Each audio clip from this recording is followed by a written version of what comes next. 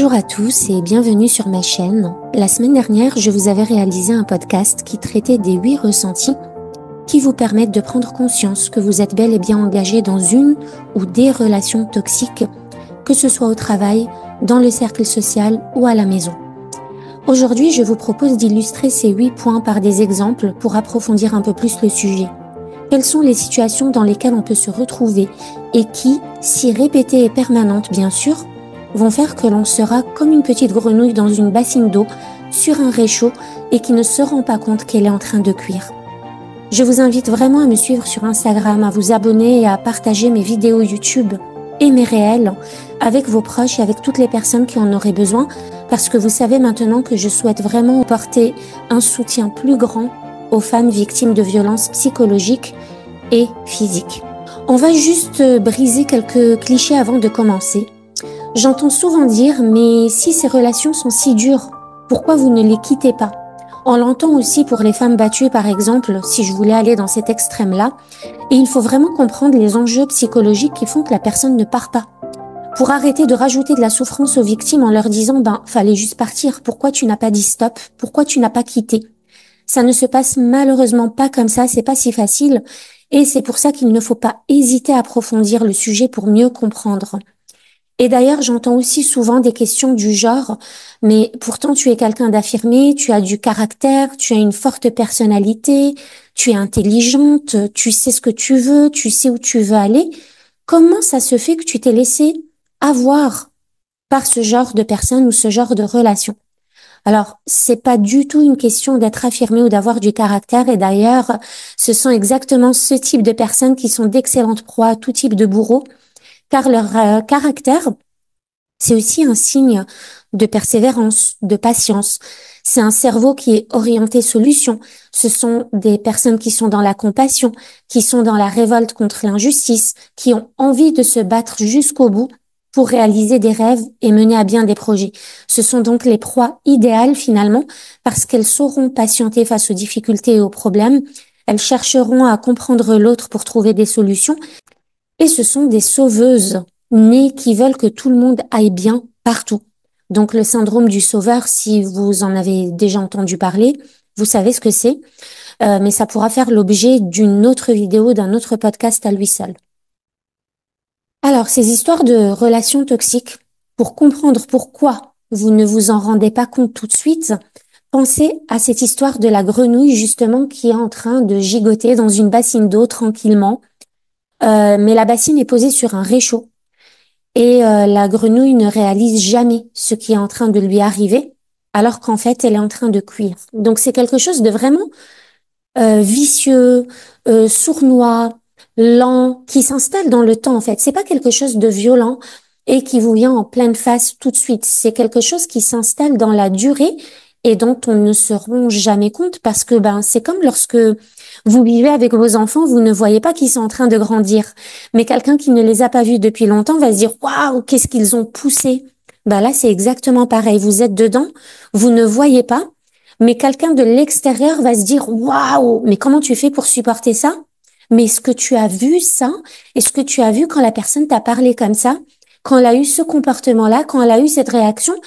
Et vous, en fait, non seulement vous n'avez pas vu parce que vous baignez dedans, mais en plus, vous risquez même de banaliser, de normaliser, parce que ça fait partie de votre quotidien. Et ces relations agissent vraiment aussi comme une drogue, et je vous invite aussi à écouter le podcast Double Monde.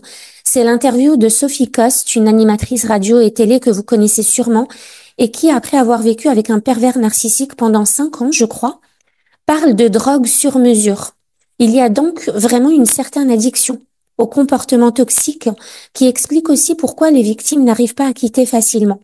Et je vais vous mettre le lien en description de ce podcast. Alors, on va rentrer dans le vif du sujet et je vais vous donner plus de détails en lien avec mon podcast de la semaine dernière. Donc, on avait parlé de 8 ressentis. Il y avait le flou, il y avait le doute, la victimisation, la culpabilité, les incohérences, la projection, la peur et le niveau d'énergie. Alors, on va commencer par le flou. Comment ça se manifeste concrètement dans la relation? Dans une relation toxique, la personne ou le manipulateur va, par exemple, vous proposer de vous voir, va proposer un plan un rendez-vous, un restaurant, un cinéma, une réunion, un call, peu importe, mais sans jamais vraiment vous confirmer les détails et ça va laisser les victimes attendre et espérer. En fait, si vous voulez, vous n'avez jamais de clarté sur l'emploi du temps de la personne. Vous n'avez donc jamais de clarté sur votre emploi du temps à vous qui va tourner autour du sien. Ce sont des personnes qui vont fuir la responsabilité et l'engagement et qui détestent mettre un jour et une heure sur une tâche ou sur une activité. Ça vous place toujours dans l'attente et dans le flou. Vous allez dire, est-ce que tu vas venir à la réunion tout à l'heure? Ben, il va vous répondre, je sais pas encore, ça dépend si j'ai le temps, ça dépend si j'en ai envie, ça dépend de mon humeur. Est-ce que tu viens au repas ce soir? Il se peut que je vienne, oui, mais il se peut ne veut pas dire que je vais venir. Donc vous allez être dans l'attente. Ça te dit qu'on parte en Grèce cet été? Pourquoi pas? On verra d'ici là. Donc ça vous empêchera de mettre de la clarté sur votre programme estival. Ça vous empêchera de poser une heure, une date, un endroit. Ça vous empêchera d'avoir de la visibilité sur l'avenir. En fait, ce sont des personnes qui vont être intentionnellement floues sur leur emploi du temps pour que vous ne sachiez jamais sur quel pied danser. Ce sont des personnes qui vont rester vagues sur leurs allées et venues, par exemple, qui vont vous dire j'étais occupée, pourquoi tu poses autant de questions? Si vous leur demandez où est-ce qu'ils étaient, pourquoi ils ont tardé, qu'est-ce qu'ils ont fait, qu'est-ce qu'ils vont faire, ce sont des personnes qui vont rester floues sur l'engagement ou les projets d'avenir. Donc, lorsqu'il est question de la relation à long terme, le manipulateur va rester évasif. On verra d'ici là, on verra comment ça se passe. Ce sont des personnes qui vont rester ambiguës en vous disant que vous interprétez mal. Il se peut que j'aille boire un verre avec des amis ce soir. Il se peut qu'il y ait une réunion demain. Il se peut que je te demande un service très important ce soir. Ou alors, je te dirai dès que je sais, mais pour l'instant, je sais pas. Donc, le manipulateur sait, il sait. Et tout est volontaire et tout est conscient, en fait. Il sait ce qu'il fait et il sait quel est son programme, mais il ne va pas vous le divulguer. Il y a des tabous, surtout dans une relation, par exemple, conjugale, concernant les finances, concernant l'argent, concernant toute cette gestion-là. Vous ne savez rien, vous ne connaissez rien, vous n'êtes au courant de rien, c'est tabou. C'est des personnes qui vont vous dire, j'ai des trucs à faire, qui vont pas vous dire ce qu'elles ont à faire ou ce qu'elles vont faire, mais j'ai des trucs à faire. En fait, l'idée, c'est qu'elles puissent toujours avoir plusieurs options de réponse et plusieurs possibilités d'excuses. Donc, j'ai des trucs à faire, comme ça, si vous les confrontez, non, je t'ai jamais dit ça, oui, j'étais là et là et là, je suis allée à un rendez-vous, mais je t'avais jamais dit que j'allais que à ce rendez-vous-là, j'en avais d'autres, etc., etc. Vous ne savez pas ce qu'elle pense ou vous ne savez pas ce qu'elle veut dire. Il y a toujours un manque de clarté. Elle ne donne pas de précision. Même quand vous en demandez, elles vont généralement changer de sujet ou vous attaquer. Vous ne savez même plus faire la différence entre la vérité et le mensonge. Vous vous sentez confuse, perdue, dans le brouillard total. Vous ne savez plus quoi penser, ni qui vous êtes. Et le doute, justement, est notre deuxième point. Donc ça, c'était le flou. Et bien sûr, il y a le doute permanent derrière. Vous avez un doute sur les perceptions que vous avez de la réalité. Donc ça s'appelle le gaslighting. Vous n'arrivez plus à percevoir la réalité telle que vous la voyez, mais vous commencez à la percevoir telle que la personne en face la voit et vous la décrit. Donc, les personnes manipulatrices vont nier des faits même évidents. Elles vont vous dire, non, j'ai jamais dit ça, tu l'as inventé. J'ai un exemple avec une nana que j'avais rencontrée sur les réseaux sociaux il y a bien 8 ans. J'avais une page Facebook concernant pédagogie Montessori et comment l'installer à la maison. Et donc, cette nana, en fait, m'a fait du rentre-dedans. Elle est rentrée dans ma page, elle en est même devenue administratrice, comme si elle lui appartenait, comme si cette idée lui appartenait, comme si ce sujet lui appartenait. Et puis à un moment, j'avais mis en place une idée de busy bags, c'est-à-dire de préparer des activités aux enfants et de se les envoyer entre membres du groupe, quelle que soit la ville et le pays dans lequel vous habitez. Puis moi, à cette époque, j'habitais aux États-Unis et puis mon audience était essentiellement basée en France. Et du coup, j'avais mis en place ces busy bags. Et puis moi, j'adorais créer pour les enfants.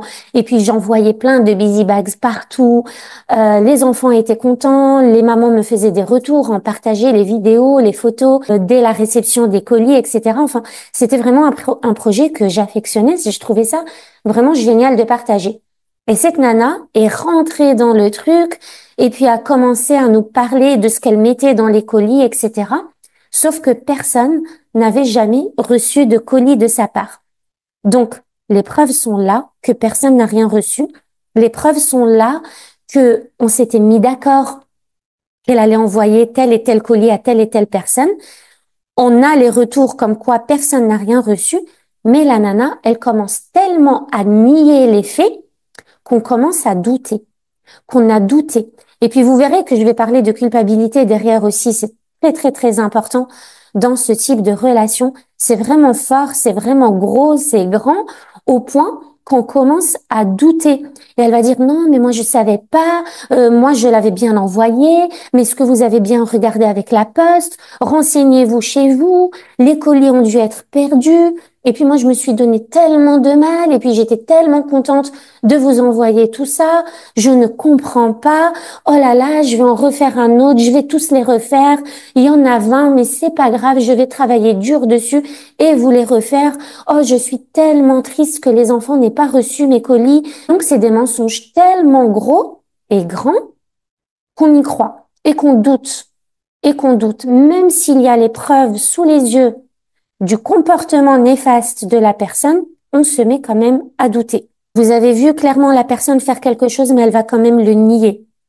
Vous avez lu un message, un mail, et la personne nie. Vous l'avez vu vous tromper, et elle va nier. Vous devenez dingue, en fait, vous ne savez plus sur quel pied danser, qui croire, qui ne plus croire. Vous avez même des doutes sur la capacité à prendre des bonnes décisions. Vous avez été quelqu'un de toujours affirmé, d'engagé, de dynamique, de positif, de constructif. Et puis d'un coup, vous vous retrouvez à douter de vos capacités à faire des choix et à prendre des décisions. On va vous dire, mais tu es sûr que c'est une bonne idée? Tu fais souvent des erreurs de jugement. Alors vous n'avez jamais exprimé ce regret d'avoir un jour fait un mauvais choix ou pris une mauvaise décision, mais cette personne va vous dire, non, mais tu fais souvent des erreurs de jugement. Ça ne va pas fonctionner. Regarde, la dernière fois, tu t'es planté, tu étais anéanti, alors que vous n'étiez pas du tout anéanti et que vous êtes le genre de personne plutôt à bien accueillir l'erreur et l'échec. Mais elle va vous dire, rappelle-toi quand tu as pris cette décision par rapport à ton déménagement, par rapport à ton projet professionnel, par rapport à cette relation amicale, tel ou tel meilleur ami, regarde où ça t'a mené. Tu en as pleuré, tu étais démuni, tu étais déçu, tu étais anéanti, tu ne te sentais pas bien. Donc fais attention, ça risque de se reproduire et ça ne va pas marcher. Et d'un coup, vous vous retrouvez à douter de choses desquelles vous étiez mais vraiment sûr avant. Vous allez douter de vos émotions et de vos réactions. Quand la victime va exprimer sa tristesse ou sa colère, le manipulateur va répondre, tu réagis comme si c'était la fin du monde, tu n'es pas capable de passer à autre chose, tu crées toujours des problèmes pour rien, tu es juste super sensible, c'était juste une blague, arrête de t'emporter comme ça, non mais tu as vu ta réaction. On vous met le doute sur vos émotions par rapport à quelque chose qui vous a fait réagir. Vous doutez même de votre identité. Regarde, même ta mère ne te comprend pas. Tout le monde dit que tu es un sale caractère. De toute façon, tout le monde pense comme moi. Ce sont des personnes qui vont se mettre vos proches dans la poche pour les utiliser contre vous. Ils utilisent même ce que vous leur avez raconté de votre vie pour le retourner un jour contre vous. Si vous avez une personne de votre entourage qui vous a par exemple fait du mal et avec qui vous avez choisi de mettre de la distance, ils vont aller s'allier à cette personne bien précisément, vicieusement et sournoisement contre vous. Donc, c'est des personnes qui vont soit vous isoler des personnes que vous aimez, qui vous apprécient, soit se les mettre dans la poche pour les avoir comme alliés contre vous. Et c'est vraiment super violent. Et en fait, ce sont des choses dont vous ne vous rendez pas compte tout de suite. Mais le jour où vous ouvrez les yeux, ben en fait, tout prend forme et vous vous dites, waouh, ça fait 30 ans qu'en fait, Ce théâtre est en place et je n'ai absolument rien vu. Vous allez même commencer à avoir des doutes sur vos talents. Vous faites par exemple preuve d'une organisation implacable au travail, le bourreau va vous attendre au tournant et le seul jour où vous avez oublié un rendez-vous, il ne va pas hésiter à vous le reprocher. Je suis déçue, je pensais que tu étais quelqu'un d'organisé, mais en fait c'est que de surface. On t'a quand même embauché pour l'organisation. Si tu n'es même pas capable d'être organisé au travail, je ne vois pas pourquoi on te garde. Si vous savez que vous êtes une maman extraordinaire et que vous êtes vraiment là, présente et investie pour vos enfants, le seul jour où vous êtes vraiment épuisé, que vous n'en pouvez plus et que vous laissez vos enfants pendant 2, 3, 4 heures devant la télé pour pouvoir souffler un peu, le manipulateur va vous dire, tu ne fais rien pour nos enfants. Regarde, hier et la semaine dernière et le mois dernier et en 1927, tu les as laissés toute la journée devant la télé. Et là, vous commencez à douter et à culpabiliser. Je vais revenir sur cette histoire de culpabilité. Donc, vous commencez vraiment à douter même de ce dont vous étiez 100% sûr auparavant. Vous aviez un projet professionnel en lancement, vous commencez à douter. Vous vouliez vivre dans un endroit bien précis, vous commencez à douter. Vous vouliez demander une promotion ou changer de poste, vous commencez à douter. Vous vouliez ou ne vouliez pas avoir d'enfants ou plus d'enfants, vous commencez à douter. Vous étiez persuadé que vous étiez une belle personne, vous commencez à douter de qui vous êtes, de ce que vous faites, de ce que vous dites, de comment vous réagissez, de vos émotions, de vos comportements. Vous commencez constamment à douter. Ces personnes vont vous dire une phrase, vous allez donner de l'importance à tous les mots dans cette phrase, mais pour eux, les mots n'ont aucune valeur. Par exemple, un conjoint ou une conjointe qui vous dit, de toute façon, j'en peux plus de toi, je reste avec toi que pour les enfants. C'est super violent à recevoir. Donc vous allez donner de l'importance à chaque mot dans cette phrase. Ouh là là, je suis pas quelqu'un de bien, je suis peut-être trop exigeante, je suis peut-être trop ceci, trop cela. La personne ne reste avec moi que pour les enfants. Donc elle, c'est une personne bien, qui pense au bien-être des enfants, qui pense à la famille, à la valeur famille. Donc moi, je ne pense pas à ça, je ne fais pas assez pour être alignée à mes valeurs, etc. Et vous allez commencer à donner de l'importance à tout ça. Et ça va prendre une ampleur et c'est légitime en fait. Vous allez vous remettre en question et vous allez ressentir la violence de la phrase et des mots. Mais en fait, le lendemain, la personne va réagir comme si ne rien s'était passé, comme si elle n'avait jamais dit ça. Et lorsque vous allez chercher des explications, elle va banaliser et vous dire que ce n'était rien et que vous vous fâchez pour des trucs banals, futiles. Voilà, elle banalisera toujours la violence de ces mots et elle banalisera ça à répétition. En fait, j'insiste sur le fait que ce n'est pas juste un comportement une fois de ce type qui va faire que la personne est manipulatrice et que la relation est toxique. C'est la répétition, la violence et la répétition dans la violence qui doit vous mettre la puce à l'oreille, en fait.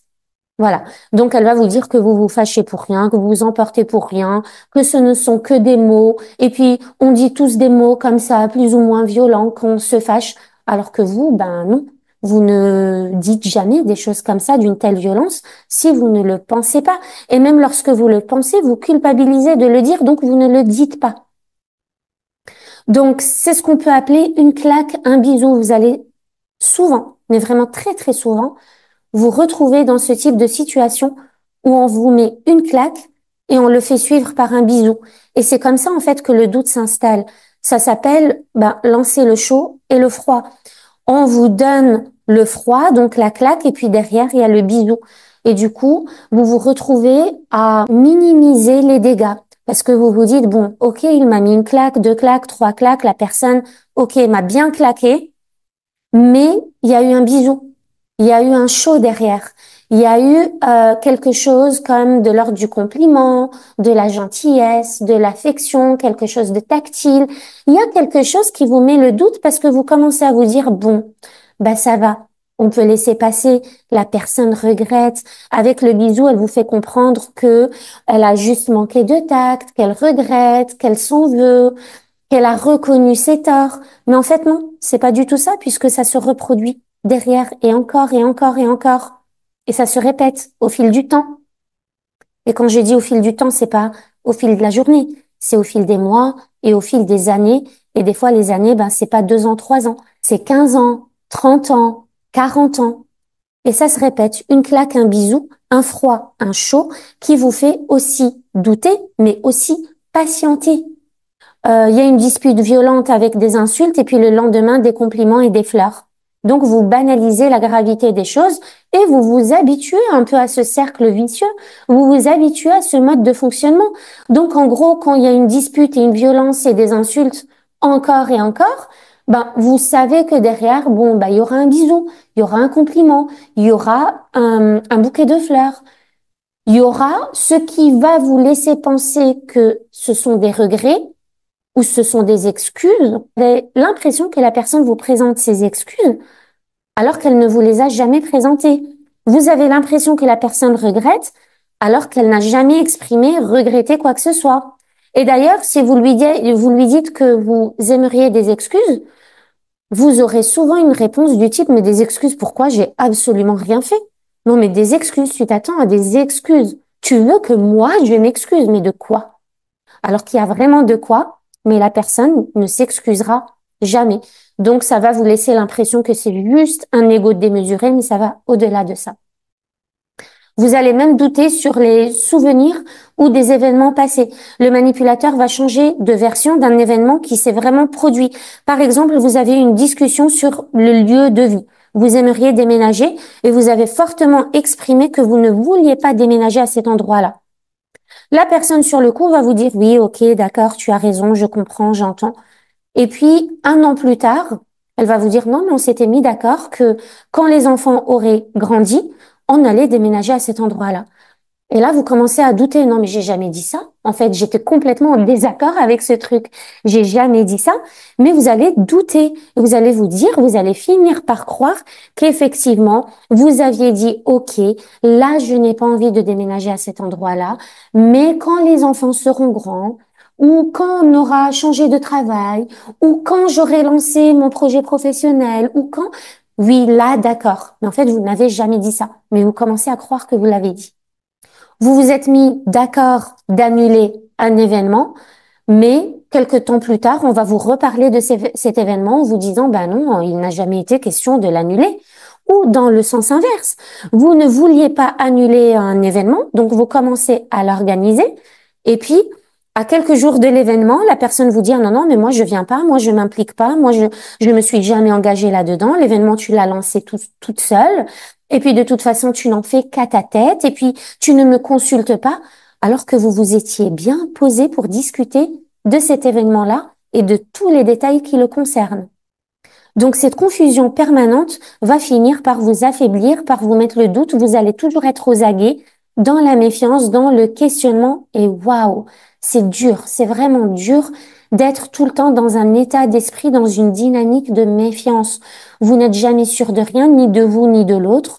Vous ne pouvez jamais vous engager sur quoi que ce soit parce que l'engagement n'existe pas. Vous avez tout le temps peur que l'engagement ne soit pas tenu. Vous avez tout le temps peur de ce que vous allez dire, etc. Et la peur, on en parlera aussi un peu plus tard. Le troisième point, c'est la victimisation. Donc, c'est toujours de votre faute ou de la faute des autres, mais ce n'est jamais de la faute du manipulateur. Après avoir été accusé de quelque chose, elle va vous répondre, bah, je suis désolée, moi je fais tout ce que je peux, je fais des efforts. Et vous allez y croire, sauf que ça recommence. Tu ne vois pas tout ce que je fais pour que ça marche, tu ne vois pas tout ce que je fais pour nous, tu ne vois pas tout ce que je fais pour que tu te sentes bien dans cette entreprise, tu ne vois pas tous les efforts que je fournis pour que tu te sentes intégré. Vous voyez que les actes n'ont rien à voir avec les paroles. Elle vous dit, tu ne vois pas tout ce que je fais, mais sauf que vous, ben oui, vous ne voyez vraiment pas tout ce qu'elle fait parce qu'elle ne fait rien. Tu ne vois pas comment je suis investie et vous, bah oui, vous ne voyez pas parce qu'il y a vraiment aucun investissement. Tu ne vois pas comme j'essaye de te mettre à l'aise et vous voyez que tout ce que la personne fait, c'est de vous mettre mal à l'aise. C'est de vous lancer des trucs sournoisement pour que vous soyez mal à l'aise. Donc le son et l'image ne sont pas en harmonie. C'est aussi des personnes qui vont tout le temps se plaindre de ne jamais être compris. Personne ne me comprend vraiment, tout le monde est contre moi. Et puis vous vous mettez à ne pas comprendre parce que vous vous dites, bah non, c'est moi qu'on ne comprend pas dans cette relation. C'est moi qui ai l'impression d'être complètement isolée, d'être un extraterrestre, mais c'est le bourreau qui se victimise. Vous allez décider de mettre de la distance, par exemple, avec cette personne-là. Elle va dire aux gens, regardez, après tout ce que j'ai fait pour elle, elle me lâche, elle m'abandonne, et c'est comme ça qu'elle me remercie. Et puis dans ce monde, il n'y a pas de reconnaissance. Vous faites plein de choses pour les gens, et c'est comme ça qu'ils vous le rendent. Donc c'est une personne qui va soit vous attaquer, et du coup essayer de démontrer qu'elle a raison, soit se victimiser, vous faire passer pour un bourreau ou pour une méchante, tout simplement, pour montrer qu'elle a raison, pour attirer l'empathie et la compassion des gens et vous faire passer pour celle qui est l'agresseur dans l'histoire et le persécuteur dans l'histoire. Alors vous vous énervez pour une fois à cause d'un trop-plein, à cause d'une insulte ou d'avoir été poussé à bout, et elle va vous répondre, non mais quel manque de respect, quelle insolence. Voyez, quelle insolence. Tu as osé me parler comme ça. Non mais toi, tu oses, petite chose insignifiante, tu oses lever la voix sur moi, tu oses me regarder de cette manière, tu oses me dire non après tout ce que j'ai fait pour toi. Ce sont aussi des personnes qui vont utiliser la maladie ou les problèmes personnels pour attirer l'attention des autres. Donc le manipulateur peut exagérer ou inventer des soucis de santé pour éviter les critiques et susciter la compassion. Il y en a qui se sont même inventé un cancer. C'est super violent pour la famille qui finit par culpabiliser du coup. Et j'en parle de la culpabilité, c'est un gros sujet, la culpabilité dans ces histoires de relations toxiques. Mais en fait, ce sont des personnes qui sont capables de tout pour jouer avec vos émotions et l'émotion du monde entier, en fait. On les voit aussi sur Internet, par exemple, à jouer de la misère de ce monde pour manipuler les plus vulnérables, pour, par exemple, récolter des dons, mais bien sûr, pas pour défendre une cause, mais juste pour que les gens donnent de l'argent. Donc, c'est des escrocs, c'est des arnaqueurs qui jouent des émotions, de la vulnérabilité des autres pour que les gens aient de la peine et se sentent mal et se sentent obligés de donner, de s'investir pour telle ou telle cause, alors que derrière, il y a des escrocs. Donc, faut faire très, très attention à ça. Il y en a beaucoup sur Internet, mais même dans le monde du social, le monde de l'associatif, il y a beaucoup de manipulateurs. C'est des personnes qui aiment vous voir souffrir, en fait, qui se nourrissent de votre souffrance, qui aiment vous voir vous tortiller. Ça leur plaît. Ils vont jouer de ça. Ce sont des personnes qui sont capables de prendre des alliés dans l'entourage pour faire vivre et nourrir leurs mensonges. Quand vous les confrontez, ça se retourne toujours contre vous. Tu m'as trompé, oui, mais c'est à cause de toi. Tu as vu comment tu m'as délaissé. Une réunion est prévue et vous n'êtes pas convié. Vous confrontez la personne qui vous répond, oui, mais si tu voulais vraiment connaître les détails de cette réunion, tu me les aurais demandés. Vous arrivez en retard à un meeting alors que tout le monde est déjà là. On vous avait annoncé un autre horaire. Vous confrontez la personne et on vous répond, arrête, arrête, je te connais très bien, on me l'a fait pas à moi. En gros, la personne vous projette que vous avez fait exprès d'arriver en retard ou que vous êtes en train de mentir ou que vous êtes en train de vous faire passer pour une victime, alors qu'en gros, vous savez très bien ce que vous faites. Donc, on va vous dire, je te connais très, très bien. Je sais comment tu es. Je te connais mieux que personne. Tu ne me la fais pas à moi. Et là, vous vous retrouvez, mais dans une frustration et dans un sentiment d'injustice, mais super douloureux et permanent. Vous voyez que votre conjoint a des conversations avec d'autres femmes, vous le confrontez, il va vous répondre que vous êtes juste jalouse, que vous allez trop loin, que vous le fliquez, et bam, ça se retourne contre vous. J'en peux plus, tu es parano, tu fais aucun effort pour que ça se passe bien entre nous, et là, vous devenez le bourreau, alors que vous étiez, la victime. Vous vous retrouvez toujours dans ce triangle de Cartman. Tu cherches juste des problèmes, il faut toujours que tu gâches tout. Et puis ensuite, la personne va aller raconter à tout votre entourage que vous êtes jalouse, que vous le fliquez, que vous êtes parano, que vous l'empêchez de vivre tranquillement, que vous l'espionnez, que vous vous faites des idées, que vous lui rendez la vie impossible. Alors vous, pendant 30 ans, vous n'avez jamais rien dit. C'est la première fois que vous découvrez quelque chose et que vous faites une remarque. Mais non, c'est lui qui est victime de votre réaction légitime.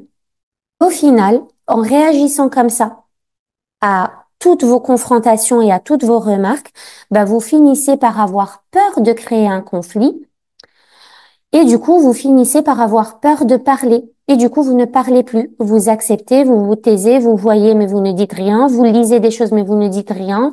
Vous entendez des choses, mais vous ne dites rien. Parce que vous avez peur que ça vienne justement tout gâcher, qu'on dise que vous êtes parano, qu'on dise que vous êtes excessive. Et du coup, vous restez dans le flou, dans le doute et dans la souffrance émotionnelle sans oser parler. Alors que eux, ben, ils continuent leur vie tranquillement. Et vous continuez tranquillement, entre guillemets, à devoir tout supporter. Le quatrième point, et qui est pour moi l'un des plus grands points puisqu'il vous place dans une souffrance incommensurable, c'est la culpabilité. La culpabilité, c'est ce qui va aussi créer ce sentiment de dépendance. Donc, on va vous faire culpabiliser pour tous les conflits que vous créez. Si tu n'avais pas réagi comme ça, on se serait pas disputé. On se disputerait pas autant. Quand vous confrontez ou que vous vous fâchez, on va vous dire, bah, tu vois, c'est exactement à cause de ce genre de réaction que je ne te dis plus rien ou que je n'ose plus rien te dire. On vous fait croire que vos réactions ne méritent pas d'avoir lieu. On vous fait culpabiliser de ne pas répondre aux attentes. Après tout ce que j'ai fait pour toi, tu es incapable de faire juste ça pour moi. Si tu m'aimais, tu me soutiendrais. Le manipulateur vient d'engueuler un serveur parce qu'il lui a pas mis des glaçons dans son verre alors qu'il a demandé 2 fois d'avoir des glaçons dans son coca. Et il demande à ce que vous le souteniez dans sa réaction démesurée. Il est en train de rouler en voiture, vous êtes à côté, il est en excès de vitesse, il a failli foncer dans quelqu'un qui vient de freiner sur l'autoroute. Il commence à râler, à gueuler, à sortir, à insulter. Et vous lui dites, oui, mais quand même, tu étais à 120 alors que c'est limité à 90. Oui, mais toi, tu dois quand même être de mon côté.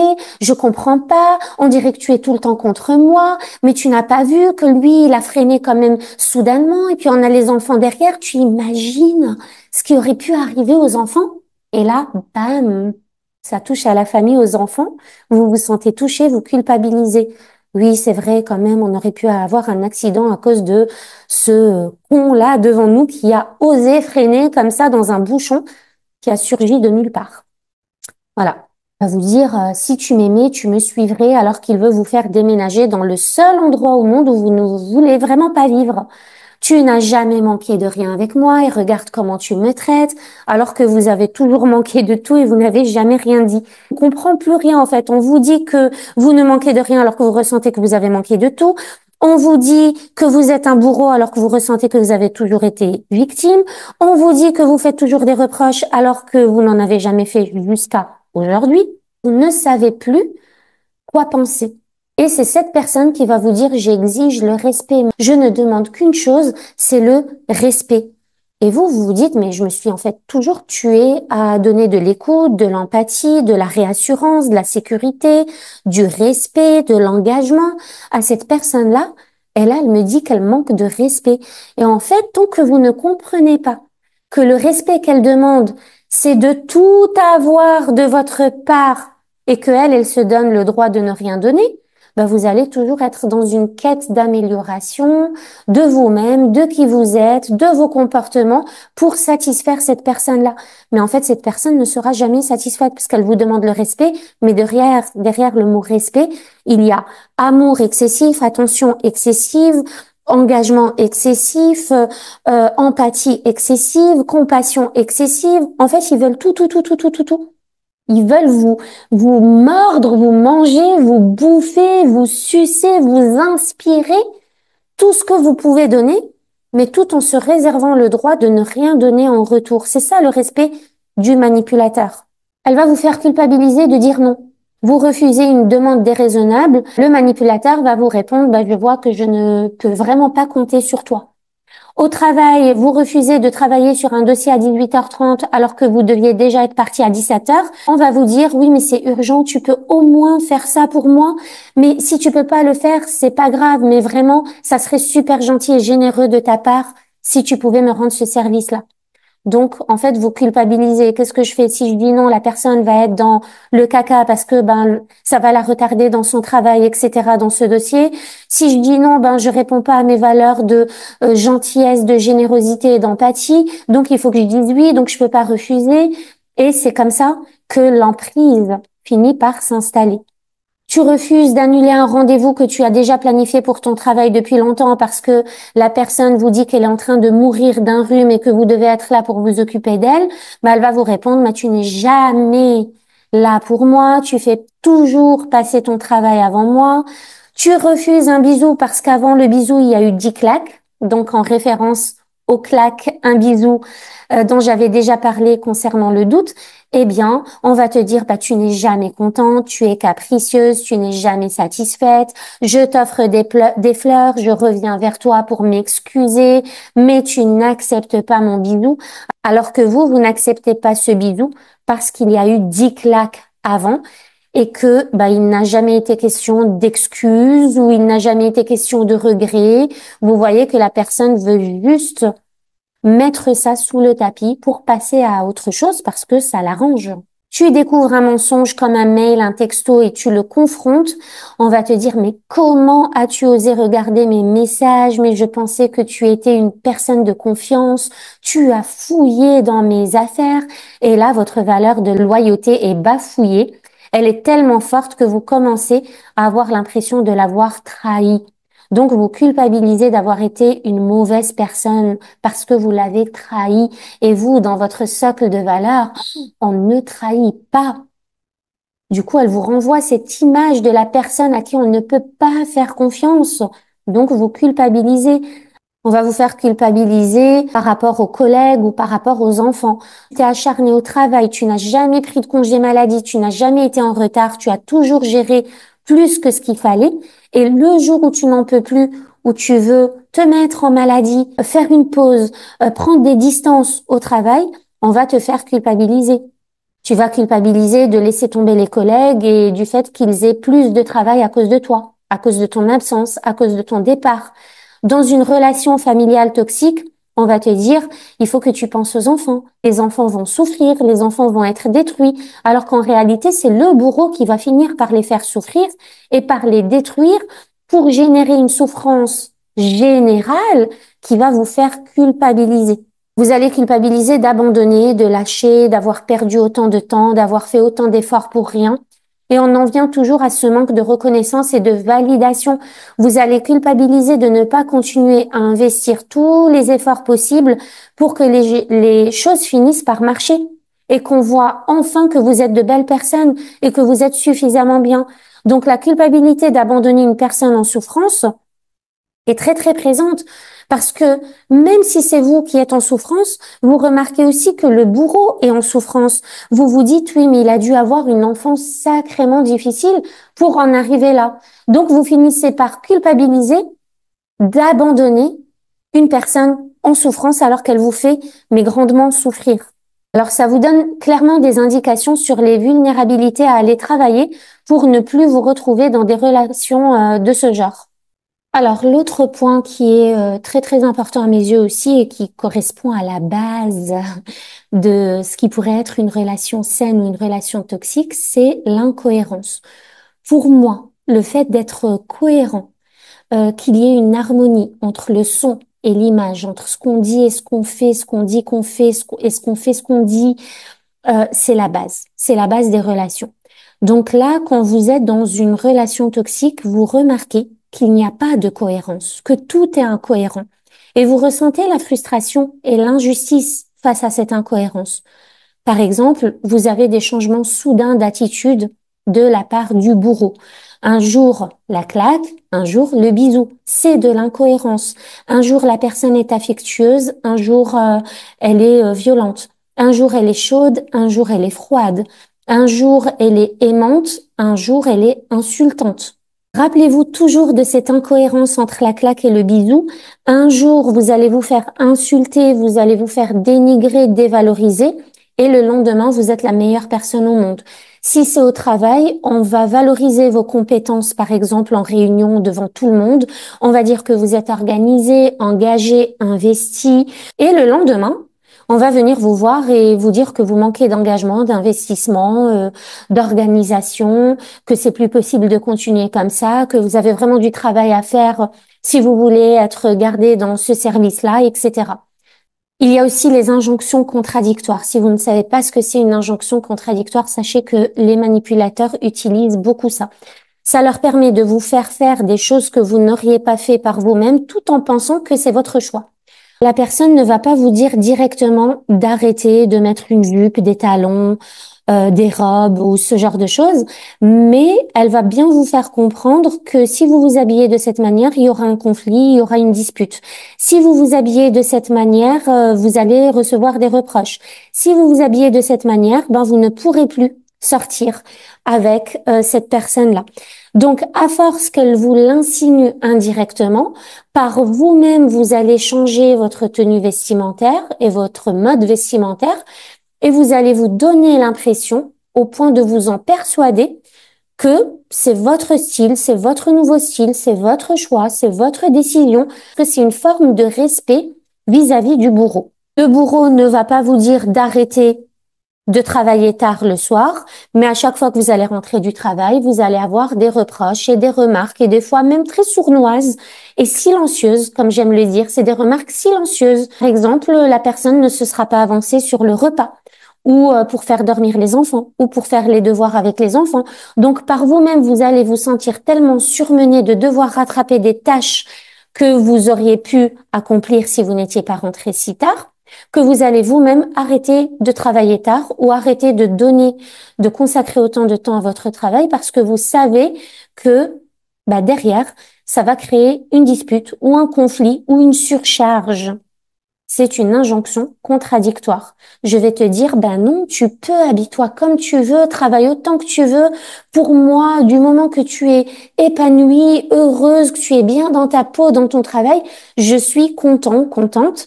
Mais on va vous faire comprendre sournoisement que finalement, ben non, tu n'as plutôt pas intérêt à continuer à fonctionner comme ça. Dans la rubrique des incohérences, il y a aussi ce qui concerne vos qualités. Vos qualités du début qui ont attiré cette personne-là finissent par devenir des défauts. Et vous comprenez pas comment ça se fait que ce qui plaisait le plus à l'autre en vous est aujourd'hui devenu le plus détestable en vous. Votre dynamisme, votre joie de vivre, votre générosité étaient au début un atout et deviennent aujourd'hui un défaut. Ce sont aussi des personnes qui vont vous prêcher de belles valeurs, mais dans les faits, dans la matière, il n'y a rien qui prouve qu'elles défendent ces valeurs-là. On est plutôt dans une dynamique de paraître versus la réalité. Pour moi, l'incohérence, c'est un grand signal d'alarme dans n'importe quelle relation. On peut paraître incohérent des fois parce que on a un avis sur une chose et puis finalement on change d'avis, mais on arrive à l'expliquer et on l'assume, ça, il n'y a pas de souci. Mais être constamment dans l'incohérence pour pouvoir obtenir de l'autre ce qu'on veut obtenir et qu'on ne peut pas obtenir si on était authentique, ça pose un problème. La personne va vous dire, je suis toujours là pour toi, alors que vous voyez bien qu'elle n'est jamais là quand vous avez besoin d'elle. Je fais énormément d'efforts pour que ça marche avec toi, mais vous voyez que la personne est plus dans la destruction que dans la construction. Ce sont aussi des personnes qui ont un double discours. Une différence entre ce qu'elles disent en public et ce qu'elles disent en privé. Une différence entre comment elles se comportent en public et comment elles se comportent en privé. En public, ce sont des personnes très charmantes, très attentionnées, mais en privé, vous voyez plutôt des visages méprisants, violents, cruels, que ce soit dans les mots ou dans les actes, peu importe. Mais vous voyez une personne qui porte un masque noir en privé et qui porte un masque blanc en public. Et vous retrouvez souvent à faire une pause et à vous dire, mais j'aurais trop aimé que cette personne se comporte comme ça, même avec moi. Vous ressentez vraiment qu'il y a cette différence entre comment ces personnes-là se comportent avec vous et avec les autres. Ce sont des personnes qui ne tiennent pas leurs promesses, qui ne tiennent pas leurs engagements. Donc, qui vont vous promettre de changer, mais rien ne change. Qui vont vous promettre de vous rendre un service, mais qui vont vous venir avec 36 000 excuses, qui vont expliquer pourquoi elles n'ont pas pu vous le rendre. Elles vont vous promettre d'être là à temps, mais finalement, elles vont être en retard ou pas être là du tout. Donc, c'est des personnes qui sont capables de trouver toutes les excuses au monde pour ne pas tenir leurs promesses et leurs engagements. Elles sont capables justement de vous faire douter, de vous mettre dans le flou, de mentir et de vous faire culpabiliser. C'est ce qu'on a vu avant. C'est des personnes qui vont vous mettre des interdits, Mais tous ces interdits vont être pour elle des autorisations. Encore une fois, ces interdits ne sont pas dits clairement. C'est très sournois. Il y a des injonctions contradictoires. Je t'autorise à aller en salle de sport, mais que quand il y a personne. Mais il y a toujours quelqu'un à la salle de sport. Je t'autorise à pratiquer tel ou tel sport, mais pas avec cette tenue vestimentaire. Bah oui, mais dans ce sport-là, il faut cette tenue vestimentaire-là, donc c'est pas possible. Je t'autorise à aller boire un verre avec tes amis, mais ne rentre pas au-delà de 23 heures. Donc en gros, moi, ça sert à rien que je sorte à 21h30 si c'est pour revenir à 23 heures. Donc je laisse tomber. Je t'autorise à t'expanser professionnellement, mais il faut que tu sois aussi capable de t'occuper comme avant de la maison et des enfants. Donc, comme je n'en serai jamais capable, je ne m'expanse pas professionnellement. Ensuite, il y a la projection. Alors, on va toujours accuser la victime de comportements que le manipulateur a lui-même. Le manipulateur va constamment dire à la victime qu'elle est égoïste alors que c'est lui qui ne pense qu'à lui. Elle n'est pas investi alors que c'est lui qui ne s'investit pas. Qu'elle ne tient pas ses promesses alors que c'est lui qui ne les tient pas. Il va accuser, par exemple, la victime d'être infidèle alors que c'est lui qui l'a été ou qui l'est. Il va accuser sa victime de tromperie constamment. Il va montrer qu'il se méfie des comportements de la victime alors que c'est de ses propres comportements qu'il devrait se méfier. Donc, retenez déjà une chose qui pourrait vraiment vous aider, c'est que quand le manipulateur ou le bourreau, que ce soit encore une fois dans le domaine professionnel ou personnel, vous fait un reproche, vous fait une remarque, critique un de vos comportements, sachez que c'est de lui qu'il parle. Quand la personne vous dit je me méfie vraiment de toi parce que tu mens toujours, ça veut dire que c'est à vous de vous méfier de lui parce qu'il ment toujours. C'est de la projection. Vous êtes son miroir. Ensuite, il y a la peur. Donc, vous vous rappelez qu'on a quand même parlé de la peur d'abandonner une personne en souffrance. Donc, il y a vraiment cette peur-là qui est présente parce que bien que ce soit vous qui soyez en souffrance et que ce soit vous la victime, comme vous êtes des personnes gentilles, authentiques et empathiques, vous avez aussi cette conscience sur le fait que si la personne se comporte de cette manière, c'est qu'elle doit être en sacrée souffrance elle-même. C'est qu'elle a dû avoir un vécu vraiment pas terrible. Et du coup, quitter cette relation toxique vous place dans la peur d'abandonner une personne en souffrance. En gros, ce sont des personnes qui vont vous faire du chantage affectif en vous disant, si tu ne fais pas ce que je te demande, je m'en vais. Si tu ne changes pas, je vais m'en aller. Si tu ne fais pas le nécessaire, tu vas devoir subir les conséquences. Je ne sais pas ce qui peut arriver. Et donc, vous êtes constamment dans la peur que la personne vous laisse tomber. Donc, vous faites plus et plus et plus pour qu'on vous garde. Vous allez arrêter de parler pour pas générer de la colère. Vous avez peur d'être jugé, d'être ridiculisé. Vous avez aussi peur de l'isolement. Donc, le manipulateur va toujours faire en sorte que la victime doute de ses amis, de ses proches, de sa famille, de ses collègues pour l'isoler. Moi, j'avais une amie comme ça à qui on disait non, mais les autres sont vraiment jalouses de toi. Tu n'as pas vu comment elle t'a regardé. Tu n'as pas vu son comportement. Regarde, elle n'était même pas là pour te soutenir. Elle est jalouse. Et donc, à force qu'on vous dise que les autres sont jaloux de vous, vous commencez à vous méfier, surtout dans le milieu féminin. Donc, vous êtes isolé. Tu sais que tes amis ne t'aiment pas vraiment. Ils sont là que par intérêt. Donc, fais attention à tes amis. Tu sais, dans ta famille, moi, j'ai entendu qu'on parlait beaucoup derrière ton dos. Tu sais, ton frère, ta sœur m'a dit que... Et vous commencez à y croire parce que vous êtes avec une personne en qui vous avez confiance. Et du coup, vous vous isolez automatiquement. Et enfin, l'épuisement. Donc, les crises constantes et la dramatisation de tout que le manipulateur provoque vont vous épuiser émotionnellement. Vous allez émotionnellement être fatigué. Vous vous sentez lessivé émotionnellement au point que vous n'arrivez même plus à vaquer à vos occupations quotidiennes, en fait. Donc, vous êtes tout le temps en train de répondre à ces besoins plus au détriment des vôtres. Votre réservoir énergétique est à sec et vous continuez à rouler à sec. Vous continuez à rouler en dehors du chemin avec un réservoir à sec.